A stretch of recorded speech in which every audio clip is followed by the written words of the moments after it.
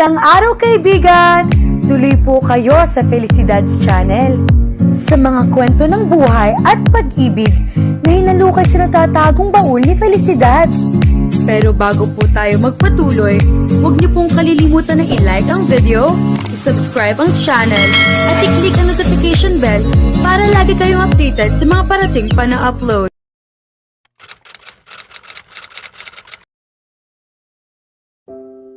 Nagising si Taz sa malakas na iyak ng bata. Napabalikwas pa siya, nagtataka kung bakit may bata sa condo unit niya. Hanggang sa unti-unting bumalik sa alaala niya na nakatira sina Odie at ang kambal na Tom at Jerry sa kanya ngayon. Tumayo siya at nag-inat. Ngayon lang siya natulog sa sofa, at mabuti na lang talaga ay malaki ang sofa sa sala niya, kaya naging komportable naman siya. Kagabi, pagkatapos nilang magkwentuhan ni Odie, ay kumain sila ng hapunan habang natutulog ang kambal. Pagkatapos ay sa sala na siya natulog. May sofa rin sa kwarto niya, pero ayaw naman niyang mailang ang dalaga. Tama na ang pag-iyak mo, Jerry. Narinig ni Taz na pakiusap ni Odie sa bata. Liyak na rin si Tom kapag hindi ka patumahan. Kumatok siya sa pinto, at nang pumasok na siya sa loob ay tinamaan siya ng rattle sa mukha. Narinig niyang napasinghap si Odie, kasabay ng pagmumura niya. Tinamaan kasi ang ilong niya, kaya nasaktan siya. Ang gulo ng kwarto niya. Nakaupo sa kama si Odie habang pinapalitan ng jumper si Tom, samantalang nagwawala naman sa sahig si Jerry at hinahagis ang mga laro ang hawak. Jerry, masama yan. Saway ni Odie. Ayos lang, sabi na lang ni Taz, kahit masakit pa rin ang kanyang ilong, para hindi na pagalitan ni Odie si Jerry. Bakit umiiyak si Jerry? Hinahanap na ang mommy at daddy nila, lungkot na sabi ni Odie. Ang malas naman. Medyas? Pag-ulit ni Jerry na biglang tumahan. Teddy. Medyas. Pinanlakihan ng mga mata ni Odie si Taz. Mag-ingat ka nga sa pananalita mo, Taz. May mga bata tayong kasama. Pasensya, mabilis na paumanhin niya, saka kinarga si Jerry na tumahan na sa pag-iyak. Ano ang problema, kiddo? Medyas. Medyas. Napangiti si Taz. Nagugustuhan na niya ang pasaway na batang ito. Lumapit siya sa drawer niya at kumuha ng isang peres ng malinis na medyas at ibinigay kay Jerry. Narito ang medyas mo, iho. Bumungis-ngis si Jerry at ipinasok ang mga kamay sa mga medyas.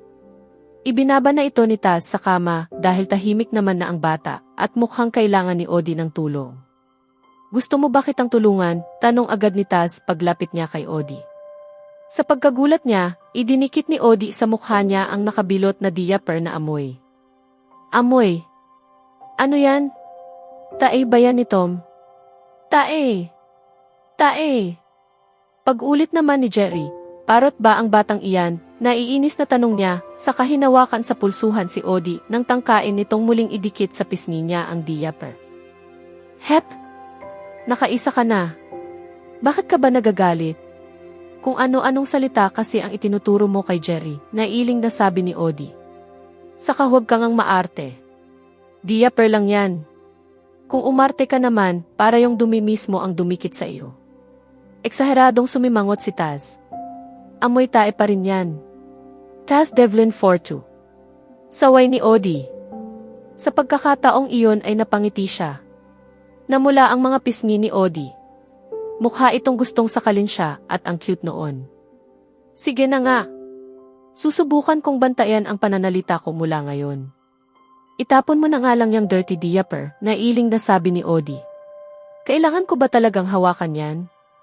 Nandidiring tanong ni Taz. Pinukol siya ng masamang tingin ni Odie. Mabilis na kinuha niya ang diaper. Heto na po, mahal na Reyna. Paglabas ni Taz ng kwarto, inilagay niya sa garbage bag ang maruming diaper at inilabas iyon. Eksakto namang paglabas niya ng condo unit ay nasalubong niya ang maintenance staff at kinuha nito mula sa kanya ang supot. Pagbalik sa condo unit ay dumiretso siya sa kusina at naghugas ng mga kamay. Tutal ay naroon na, naisipan na niyang magluto ng agahan. Abala si Odie sa kambal kaya siya na ang nagkusang magluto.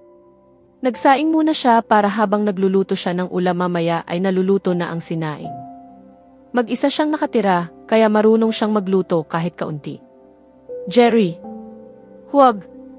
Malakas na sigaw ni Odi. Nag-alala si Taz, kaya tinigil muna niya ang pagluluto.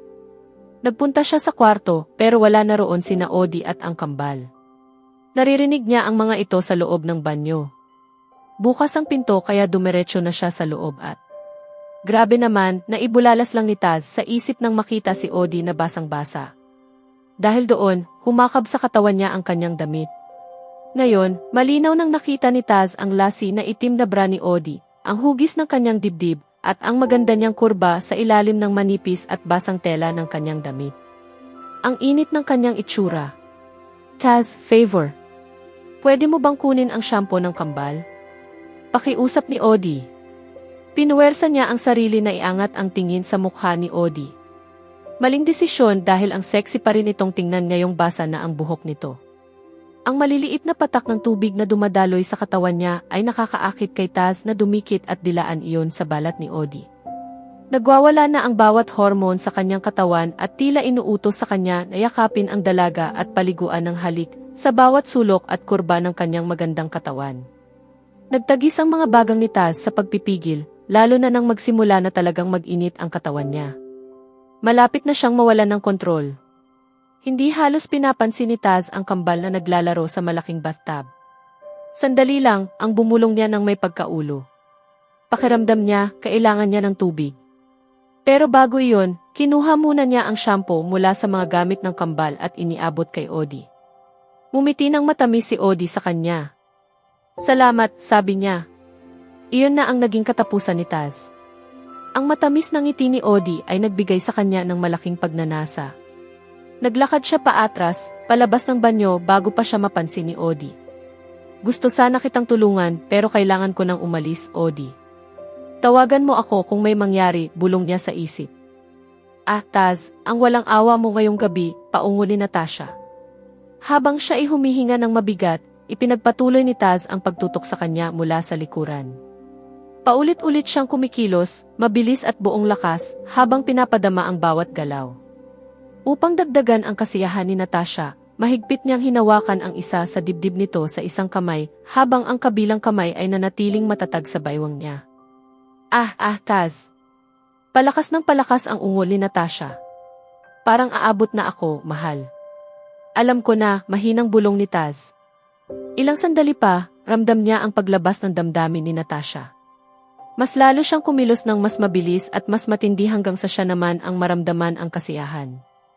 Pagkatapos noon, humiga siya sa tabi niya at unti-unting nakatulog. Hindi alam ni Taz kung gaano katagal siyang nakatulog.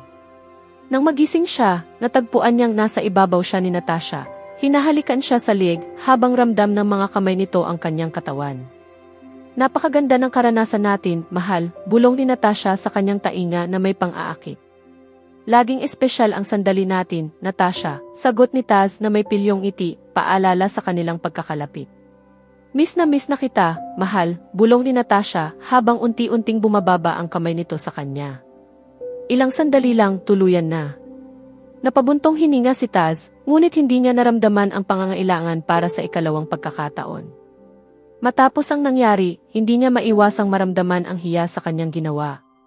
Nang mawala ang kalasingan, saka lamang siya naging malinaw ang isip at napagtanto ang kanyang pagkakamali.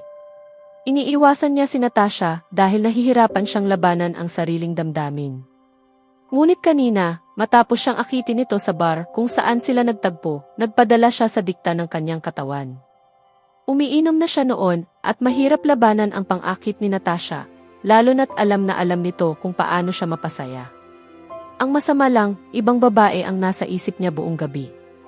Ramdam niya ang kahangalan sa sarili sa paggamit ng ibang babae para lamang mailabas ang init ng damdamin niya para sa babaeng alam niyang hindi niya pwedeng makuha. Hinawakan ni Taz ang kamay ni Natasha at pinigilan ang ginagawa nito. Tama na, Natasha. Kailangan ko nang umalis, malumanay niyang sinabi habang pinipigil ang sarili. Ngayon na lang, tila dismayadong tanong ni Natasha. Napapaawa rin ang mukha niya. Sanay na siya sa ganitong biro at madalas itong pumapalo sa kanya, pero hindi ngayong gabi. Habang nakatingin si Taz kay Natasha, wala siyang nakikita kundi si Odi. Hindi niya maiwasang maisip ito. Nakakatawa man, ngunit kahit ilang oras lang niyang hindi nakikita si Odi, para bang nami-miss na niya ito, pati ang kambal. Bigla siyang nakonsyensya. Ginamit lang niya si Natasha para sa gabing iyon, ngunit iba ang iniisip ng dalaga. Marahil ay nabigyan niya ito ng maling pag-asa, dahil sa mga matang umiibig at nananabig kay Taz. Pasensya na, Natasha, malungkot na sabi ni Taz. Hindi dapat nangyari ito, ayokong paasahin ka. Kumunot ang noo ni Natasha. Ano ibig mong sabihin, Taz? Tumayo si Taz at nagbihis. Pagkatapos ay hinarap niya si Natasha. Natasha, ang mayroon tayo dati ay pisikal lang na relasyon. Tumayo rin si Natasha, hindi na iniisip ang pagkakahubad. At masaya naman tayo kapag magkasama, hindi ba, Taz? Oo, pero gusto mo ng higit pa. Hindi ko kayang ibigay iyon. Humalukip-kip si Natasha at umiling-iling. Natutuhan ko na ang pagkakamali ko, Taz.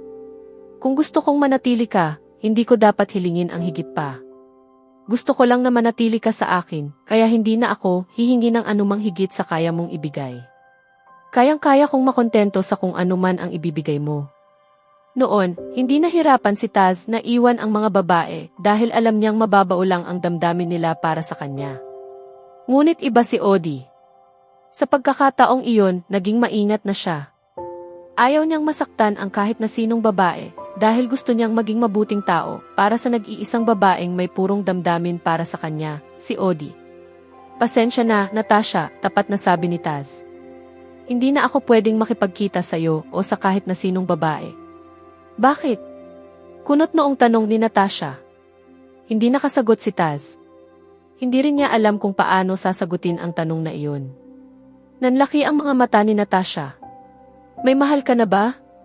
Napalunok si Taz. Posible bang ganoon nakalalim ang nararamdaman niya para kay Odi? Mahal na nga ba niya ito? Kung ganoon, mahal mo nga siya, tila nang hihinang konklusyon ni Natasha. Ilang sandali pa idumaan ang galit sa kanyang mukha. Sino ba ang bagong babaeng kinahumalingan mo, Taz? Mas maganda ba siya? Mas magaling ba siyang magpasaya sa iyo?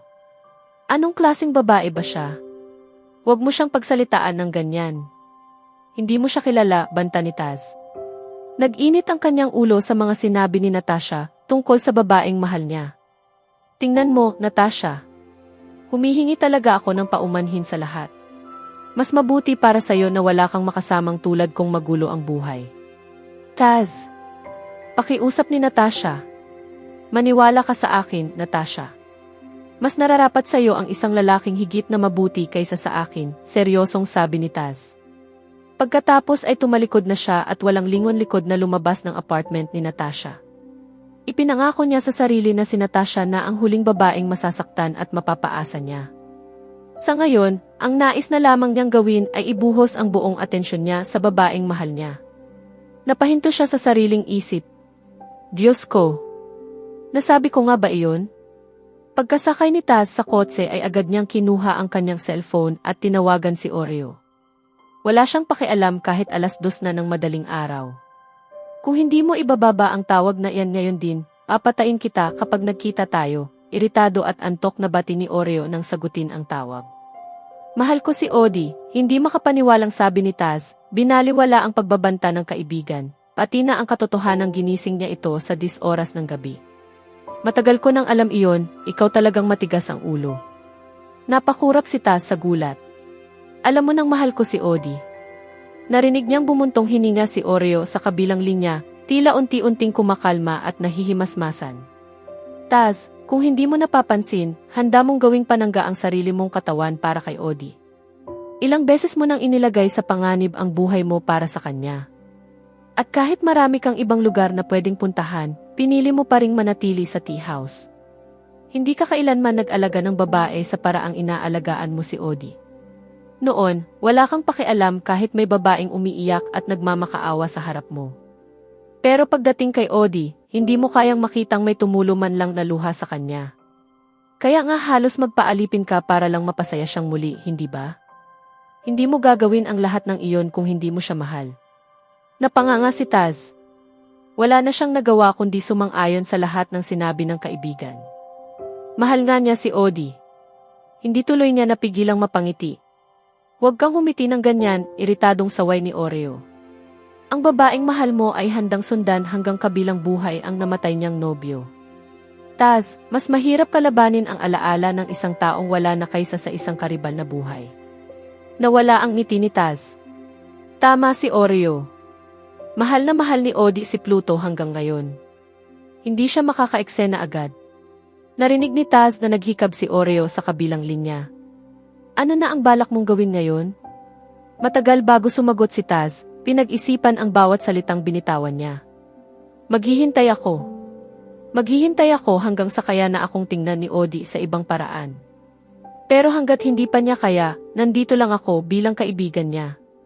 Kailangan ko na yatang tumawag sa Malacanang at gumawa ng petisyon. Kumunot ang noo ni Taz. Petisyon? Oo, ipapagawa kita ng rebulto bilang pagkilala sa iyo na bagong ama ng mga na-friend zone at ipapanukala kong ipalit ang rebulto mo sa rebulto ni Rizal sa Luneta. Sa susunod na kabanata, makikita si Taz na mas lalo pang magsusumikap na maging mapagkalinga at maaasahang kaibigan ni Odie habang pinapangalagaan ang kambal. Kasabay nito, haharap siya sa sariling damdamin at magiging mas malinaw kung paano niya ipapakita kay Odie ang tunay niyang pagmamahal. Kaya abangan natin.